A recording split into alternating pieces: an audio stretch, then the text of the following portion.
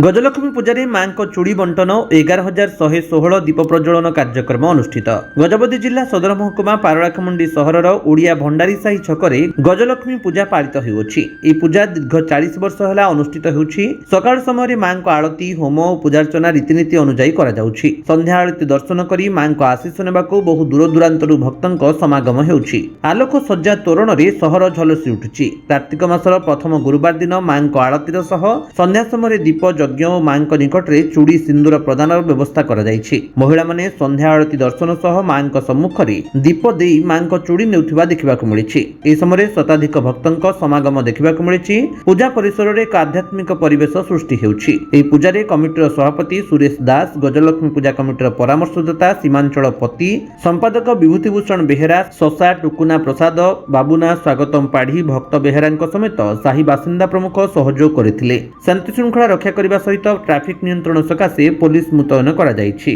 समस्त मु धन्यवाद देवी। खास किना हमर ओडिया भंडारी साही पालाखेमुंडी जो गजलक्ष्मी माँ जो कमिटी दीर्घ 41 वर्ष है जो सब वर्ष कर बहुत धूमधाम रे, ये वर्ष भी बहुत सुंदर भाव कर देखते। एटा प्रथम थर टाउन रे जदि लाइट रे धूमधाम रे करथुवा जदि किछि प्रोग्राम अछि जदि ये गजलक्ष्मी प्रोग्राम से मो कमिटी समस्त सदस्य मान को धन्यवाद देवी। ता संगे संगे माँ कृपा समस्त उपर रो, समस्त आशीर्वाद करंतु। आज बहुत श्रृंखलित भाव काली भी से माने गोटे भक्ति संगीत आयोजन करछन्ती। समस्त आसी जोग देवा भी मो अनुरोध रखी। जैसे खुशी होती माँ का आशीर्वाद आज पहुँचते सब वर्ष आमको डाकुंट। ये वर्ष भी आम समस्ते आसीचु।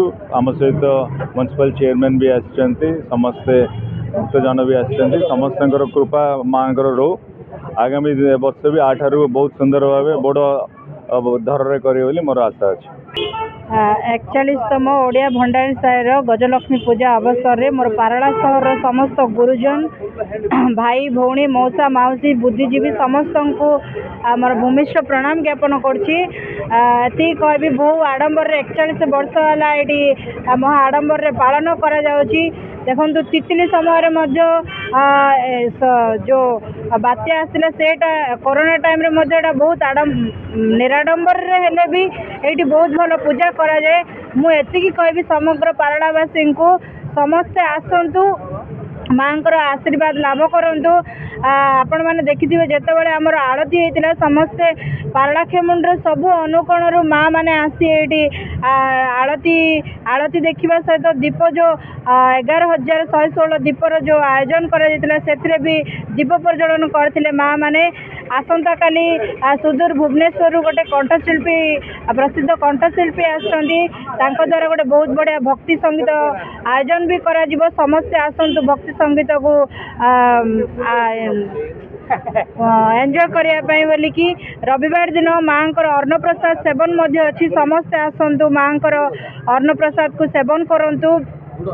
शेषर मुझे कहबी माँ अन्नपूर्णा समस्तंकर पेट को अन्न रे भरिकी रखंतु, समस्त को सुख शांति रे रखंतु।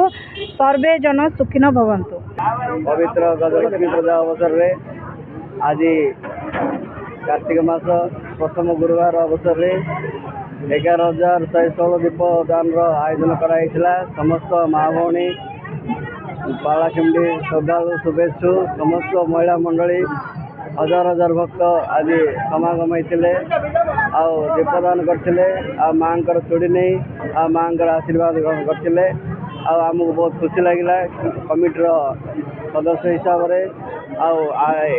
चलित वर्ष 41 वर्ष पदार्पण कर माँ गजलक्ष्मी। तेणु पारଳାବାସୀ को समस्त को मो यही अवसर में समस्त को निवेदन करी आ स्वागत करी। समस्ते आसंतु माँ आशीर्वाद नहीं जातु। आसंता रविवार आमर प्रसाद सेवन सामूहिक प्रसाद सेवन कार्यक्रम अच्छी। समस्ते आसंतु प्रसाद सेवन करी जातु माँ आशीर्वाद ग्रहण। गजपति रेणुबाला बेहेरा रिपोर्ट, विश्व विजयी न्यूज ओडिशा।